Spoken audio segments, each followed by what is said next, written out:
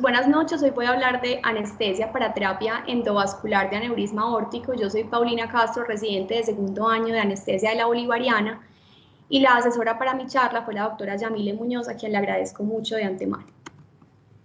El contenido de esta charla es que vamos a revisar algunos aspectos históricos del manejo endovascular de la patología aórtica. Vamos a hablar de la clasificación de aneurismas, los tipos de injertos disponibles para su abordaje, el manejo anestésico y la monitoría, y vamos a mencionar algo de las complicaciones. La primera corrección quirúrgica de aneurisma de aorta abdominal se hizo en 1955 y a partir de ahí se han motivado importantes cambios en la cirugía aórtica compleja, pero a pesar de eso la morbimortalidad sigue siendo importante. Se estima que en centros de alto volumen está cercana al 19% e incluso llega a ser del 40% en pacientes ancianos. Esta gran morbimortalidad está dada por una gran exposición quirúrgica que implica el abordaje de la cavidad torácica y abdominal, dada también por el estrés fisiológico asociado al pinzamiento, que aumenta la resistencia vascular sistémica y la poscarga y pone al paciente en riesgo de desarrollar disfunción miocárdica, y también está dada por isquemia transitoria y lesión de isquemia repercusión en los tejidos que están distales a ese pinzamiento. Esta mortalidad ha motivado estudios de otras formas de abordaje de la patología aórtica. El primer injerto endovascular para aneurisma de aorta abdominal se realizó en 1991 y el abordaje híbrido, que incluía parte quirúrgica abierta y endovascular, en 1999. Y fue en el 2005 que la FDA autorizó el uso de injertos para el manejo endovascular de aneurisma aórtico. La incidencia de aneurisma aórtico torácico es de 6 a 10 por cada 100.000 personas y en la parte abdominal es hasta 40 por cada 100.000. Tenemos la presentación de los síntomas va a depender del lugar de ese aneurisma. En la parte torácica, la mayoría, el 60%, tienen compromiso de la parte ascendente y el 40% restante del aneurisma descendente, de la aorta descendente. Es esta localización la que va a decirnos los síntomas con los que va a debutar el paciente, aunque en la gran mayoría de los casos los pacientes son asintomáticos y se hacen hallazgos incidentales. Tenemos algunos factores de riesgo para esta patología, como es el antecedente familiar, la edad avanzada, la hipertensión y el tabaquismo, y algunas patologías como el síndrome de Marfano de Ehlers-Danlos, que van debilitando la pared aórtica, haciéndola más susceptible al desarrollo de aneurismas. Entonces, cuando nos refiramos a TEVAR, nos referimos al abordaje mínimamente invasivo para reparar la enfermedad torácica y toracoabdominal mediante stent graft. Inicialmente era una opción para pacientes en quienes había una contraindicación de técnica abierta, pero ya es la técnica de elección. Y también es la técnica para otras indicaciones diferentes a la enfermedad aneurismática. Puede ser entonces pacientes con algún antecedente traumático, pacientes con úlceras ateroscleróticas penetrantes o con hematomas aórticos intramurales.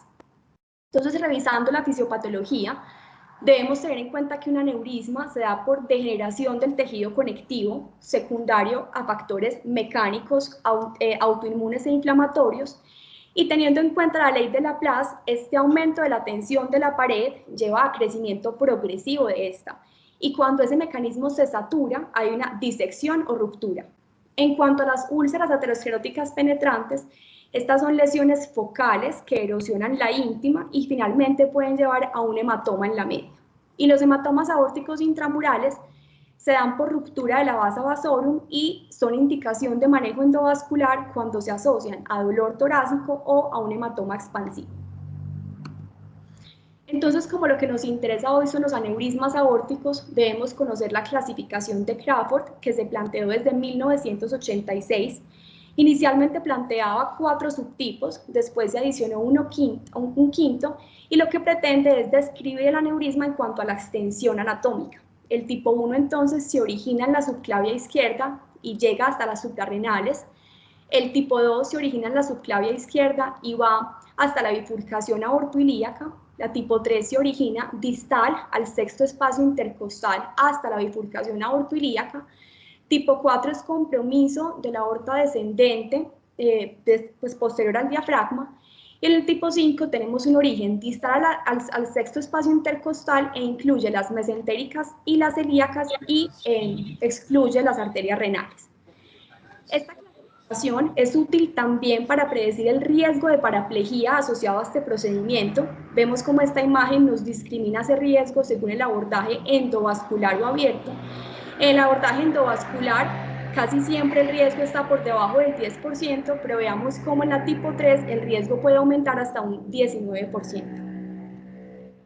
Para conocer algo de la terapia endovascular, entender cómo es el procedimiento, debemos tener en cuenta la importancia de las imágenes en el preoperatorio que nos permiten hacer una evaluación de la anatomía vascular periférica y aórtica. Se recomienda la angiotomografía, es importante conocer el compromiso de ramas de esa aorta, conocer también cómo está el sistema arterial ilíaco, ya que este debe ser amplio para poder hacer el abordaje, y también es un requisito tener un tejido aórtico histológicamente sano, hasta 2 centímetros distal y proximal, al área donde se va a desplegar ese injerto, pues para tener mejores resultados. Entonces, ¿cómo se hace? Hay un acceso femoral guiado por ecografía, luego se avanzan los catéteres bajo guía fluoroscópica a la aorta torácica, se hace angiografía contrastada para poder confirmar la anatomía, y una vez identificado el objetivo, se avanza al sistema de despliegue del injerto y finalmente se hace angiografía que nos va a permitir evaluar la integridad del sistema arterial e identificar complicaciones como endofugas.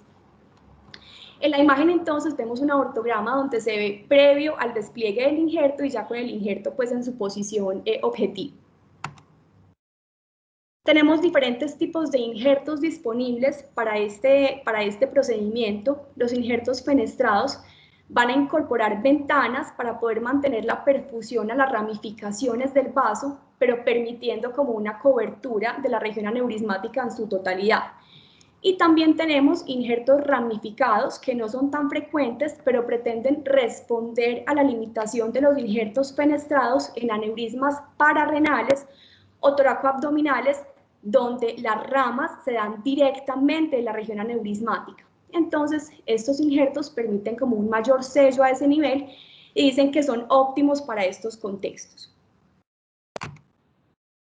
En cuanto a la evaluación preanestésica, pues debemos tener en cuenta que no nos vamos a ver enfrentados a pacientes sanos.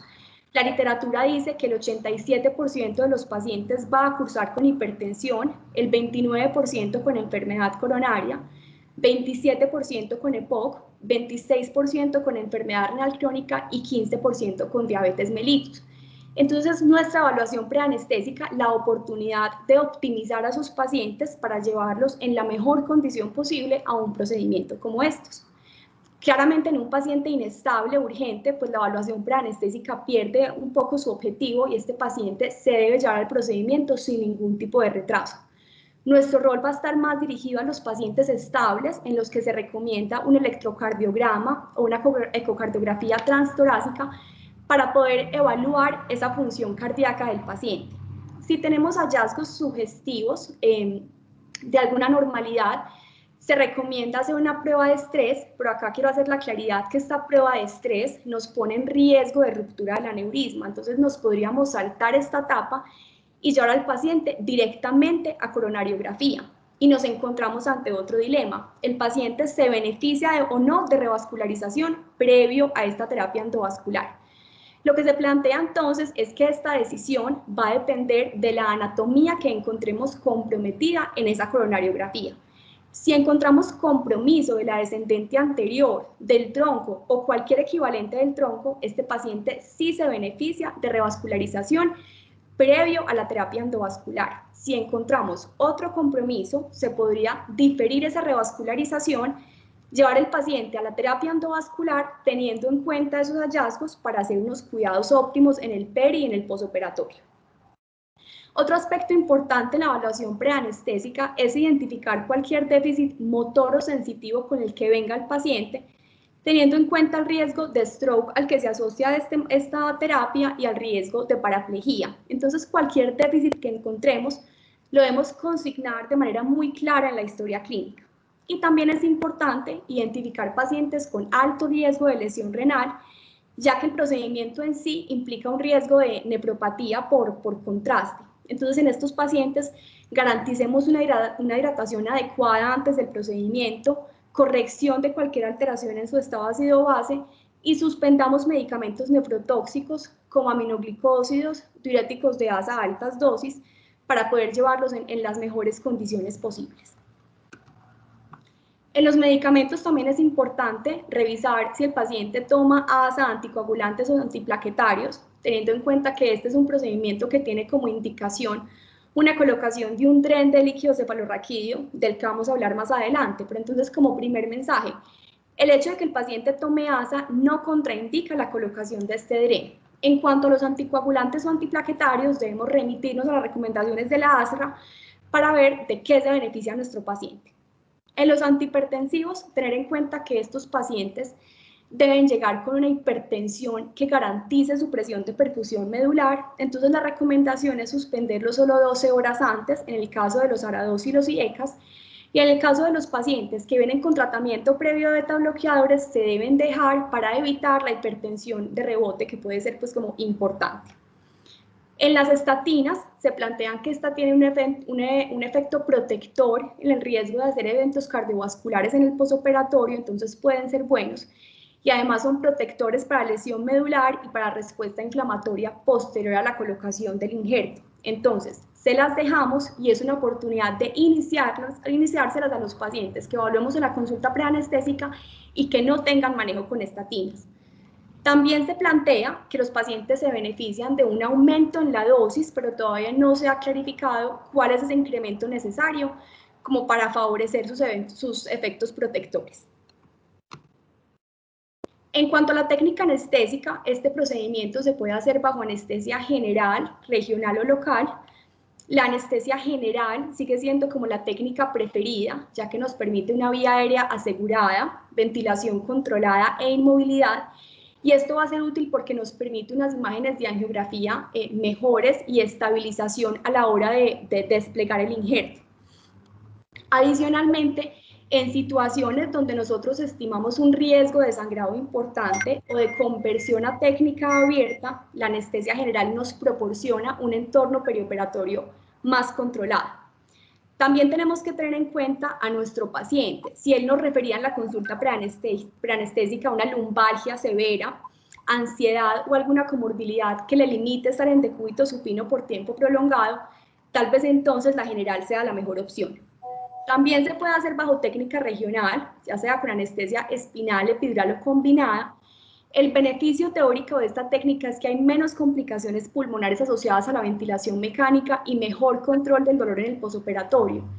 Sin embargo, tiene como desventaja la hipotensión asociada al bloqueo simpático y el riesgo de hematoma neuroaxial por la anticoagulación que implica el procedimiento. Importante entonces, cualquier paciente que nos haga hipotensión tenemos que tratársela de manera agresiva para poder garantizar esa presión de perfusión medular y alejarnos un poco más del riesgo de la complicación de paraplegia. La técnica local o la infiltración local del acceso femoral aporta un beneficio ya que es un paciente despierto con un sistema nervioso simpático intacto que nos va a poder manifestar signos o síntomas de ruptura. Sin embargo, tiene como desventaja el movimiento durante un momento crítico. La literatura no nos dice con cuál técnica le va a mejorar a los pacientes o no son muy claros. Entonces, ¿cuál es el mensaje? Tener en cuenta el equipo quirúrgico. No podemos olvidar nuestro rol como anestesiólogos de garantizarle al radiólogo, al cirujano, a quien esté realizando el procedimiento, las mejores condiciones. Entonces, siempre muy buena comunicación con el radiólogo en este caso. La monitoría hemodinámica, entonces, es una monitoría ASA básica con un cardioscopio con 5 derivadas para poder identificar arritmias que pueden estar causadas por la patología aórtica del paciente o por la manipulación con catéteres pues, o con cables. Entonces tenemos que identificarlas con las 5 derivadas. También es importante el control de la temperatura porque esos pacientes están en riesgo de hacer hipotermia por la alta irrigación de solución salina en la aorta. La línea arterial es importante, su localización se debe discutir con el equipo, aunque se plantea que debería ser en miembro superior derecho, teniendo en cuenta que esta patología involucra en muchos casos la subclavia izquierda y adicionalmente nos pueden solicitar un abordaje por vía braquial o axilar izquierda, entonces mejor miembro superior derecho, al igual que la pulsoximetría en miembro superior derecho. El catéter venoso central, digamos que nos ofrece un beneficio para poder administrar al paciente productos sanguíneos, inotrópicos o vasopresores, pero tenemos que tener presente que esto también lo podemos hacer por vías periféricas, entonces como sopesar si realmente es pertinente someter al paciente a los riesgos asociados a un catéter venoso central o si podemos proceder sin él. Digamos que en un paciente urgente nos inclinaríamos más a ponerlo, pero el mensaje que quiero que quede es que no es obligatorio tener al paciente con un catéter venoso central. Y la ecocardiografía transesofágica, que también es un beneficio de tener al paciente bajo anestesia general, nos permite evaluar la función cardíaca del paciente, nos sirve también como monitoría y guía de ese desplazamiento del injerto y nos permite identificar endofugas, entonces tiene pues como un buen papel. Antes de continuar con la neuromonitoría, que es muy importante en este tema, me parece importante repasar algunos conceptos de anatomía medular.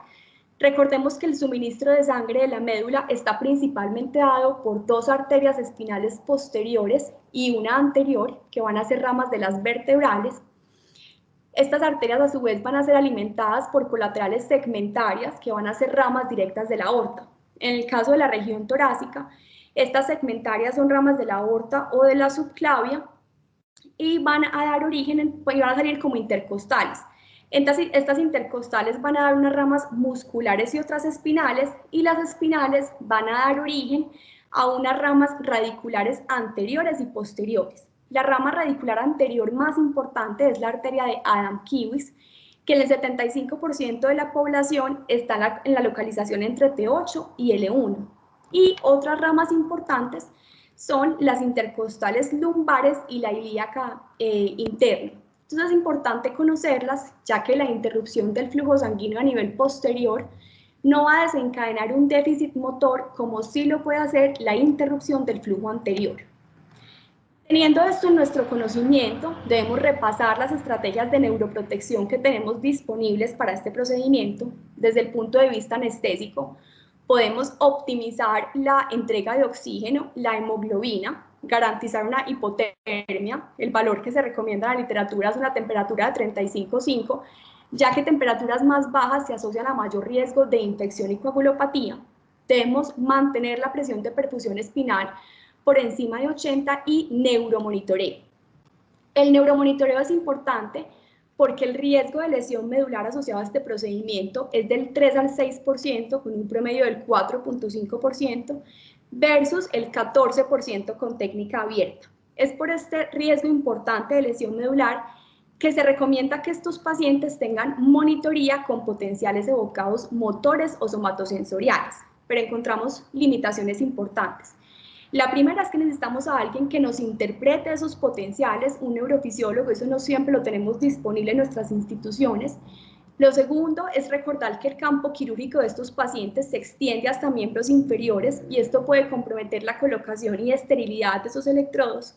Y lo tercero es el hecho de que esta monitoría nos limite el uso de relajantes neuromusculares o de MAC, pues que deben ser por encima de por debajo de 0,5 cuando usamos inhalados. Entonces se ha planteado la posibilidad de usar el NIRS como una monitoría de la oxigenación medular. Entonces les traje el primer reporte de NIRS para este procedimiento en humanos después de que se había demostrado adecuada correlación en cerdos. Esto se publicó en el 2011 y se hizo el reporte de 2 pacientes a las que se les puso los sensores en T1 o T3, T1 T3 que era el área control y T8 y T10 que era el área en riesgo. Adicionalmente a estos pacientes se les puso un DREN lumbar en L3, L4 y se garantizó una media entre 90 y 100 y una presión de líquido cefalorraquídeo entre 15 y 20. Y la oximetría medular estará entre 85 y 90 y nunca dejaban que cayera por debajo de 80. Entonces, ¿qué podemos ver? Cuando hubo una caída de los potenciales motores, tanto del lado izquierdo como del lado derecho, se correlacionó con una caída del NIRS, tanto del sensor control como del sensor en riesgo. Esta caída les permitió a ellos optimizar sus metas de presión arterial media y de presión de perfusión medular. En uno de los pacientes, estas correcciones de las metas llevaron a que el paciente se despertara sin ningún tipo de déficit motor y desafortunadamente en el segundo paciente sí hubo un déficit motor permanente. Pero ¿cuál es el mensaje? Que cuando no tenemos disponibilidad de monitoreo con potenciales, podemos considerar el NIRS como alternativo. Nuestra estrategia en el perioperatorio entonces va a ser aumentar la media y disminuir la PIC, favoreciendo el drenaje de líquido cefalorraquídeo, esto teniendo en cuenta la fórmula de presión de perfusión medular. Para favorecer este drenaje es que se recomienda la colocación del drenaje espinal, sin embargo, no está recomendado en todos los pacientes, sino en los pacientes que tengan alto riesgo de lesión medular. Son los pacientes que tienen antecedentes de reparo aórtico, aneurismas toracoabdominales Crawford 1 a 3, injertos de gran tamaño, tiempos quirúrgicos prolongados, injertos fenestrados y otros factores de riesgo que considero importantes son lesión renal en el preoperatorio, anestesia general, número de injertos utilizados, sobre todo cuando son más de 3 injertos, hipotensión u oclusión de la arteria hipogástrica. Entonces, una vez identificamos a nuestro paciente con alto riesgo de lesión medular, debemos descartar alguna contraindicación para el drenaje espinal, por ejemplo, infección en el sitio de punción, infección sistémica que no haya recibido antibiótico, alguna instrumentación en la columna que nos dificulte la parte técnica de la colocación del dren, pero cuando no encontramos ninguna contraindicación, lo debemos poner. Pero también el mensaje es que en un paciente que no tenga factores de alto riesgo, es seguro proceder sin este. ¿Cuáles van a ser nuestras metas en el intraoperatorio? Una presión intracraneal menor de 10 a 15 milímetros de mercurio, teniendo en cuenta la fuga de líquido cefalorraquídeo y la impactación de esto en los síntomas que pueda hacer el paciente en el posoperatorio o el riesgo de hemorragia. Es importante limitar el drenaje por ese dren, se recomienda entonces limitarlo a 10 a 15 cc por hora y estar pendientes a cualquier signo sugestivo de isquemia medular, porque en ese caso debemos hacer que nuestras metas sean más agresivas y se recomienda una presión intracraneal menor de 5. Estas metas deben continuar en el posoperatorio, la PIC se debe garantizar menor de 10 a 15 por las siguientes 48 horas. Debemos continuar con la limitación del drenaje a 10 a 15 cc por hora y es muy importante en el posoperatorio la evaluación clínica de los pacientes, porque ante cualquier signo de isquemia nuevamente debemos hacer nuestras metas más agresivas. Otras alternativas que se describen en la literatura es el uso de metilprednisolona, manitol y temperaturas, como les dije, de 35,5. La clínica de los pacientes con lesión medular puede ser inmediata o tardía. Es inmediata sobre todo cuando son cirugías abiertas. En el caso del manejo endovascular es más frecuente que los pacientes manifiesten los síntomas después de las primeras 24 horas, o por lo menos así es en el 66% de los casos, y los pacientes pueden presentar desde paresias hasta paraplejías. Pueden presentar o no compromiso autonómico, y este compromiso va a ser principalmente hipotensión y bradicardia. Entonces, la hipotensión no solamente es factor de riesgo para la complicación, sino que también nos permite identificarla en el posoperatorio para poder corregir las metas que les mencioné previamente. Y finalmente, los pacientes pueden presentar un deterioro transitorio o permanente. Les quise traer estas recomendaciones de la AJA para estos procedimientos endovasculares para que nos vayamos quedando con mensajes claros. El tipo de anestesia y el monitoreo debe ser individualizado a las necesidades de cada paciente. La meta es facilitar el procedimiento y el monitoreo hemodinámico. La ecocardiografía transesofágica es razonable porque nos ayuda en la monitoría, a guiar el procedimiento y a detectar endofugas. Los potenciales motores o somatosensoriales deben ser basados en las necesidades individuales del paciente o factores de riesgo, urgencia del procedimiento, recursos institucionales y técnica quirúrgica. Entonces, por eso también me parece tan importante la adecuada comunicación con el equipo para nosotros definir de qué monitoría se beneficia a nuestro paciente.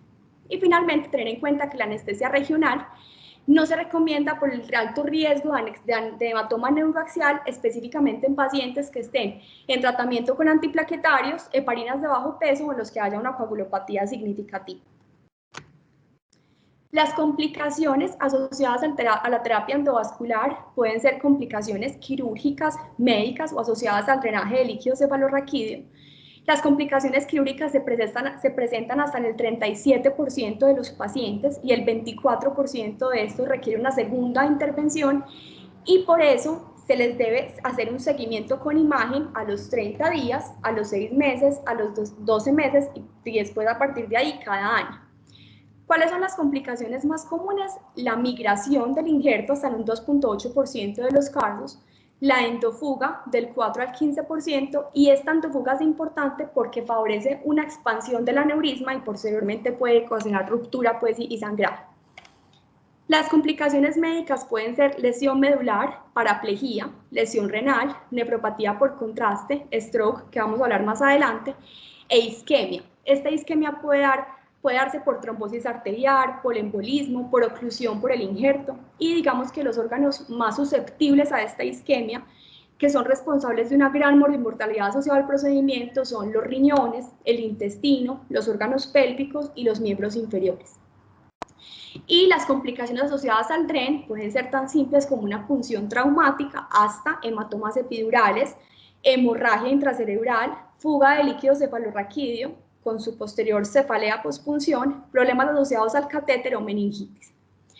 El stroke entonces ocurre en el 4 a 8% de los pacientes llevados a TEBAR y digamos que este riesgo está dada por la proximidad a vasos importantes como carótida, ¿cierto? Entonces los factores de riesgo que tienen los pacientes para desarrollar el stroke es la presencia de ateroma móvil en el arco aórtico, el antecedente de stroke o la necesidad de despliegue proximal precisamente por el compromiso de grandes vasos. Se presentan más comúnmente con strokes de arteria cerebral media, pero también puede haber un compromiso de la arteria cerebral posterior. Esta es la evidencia recogida de los procedimientos endovasculares realizados desde el 2005 hasta el 2016, pues es un estudio grande.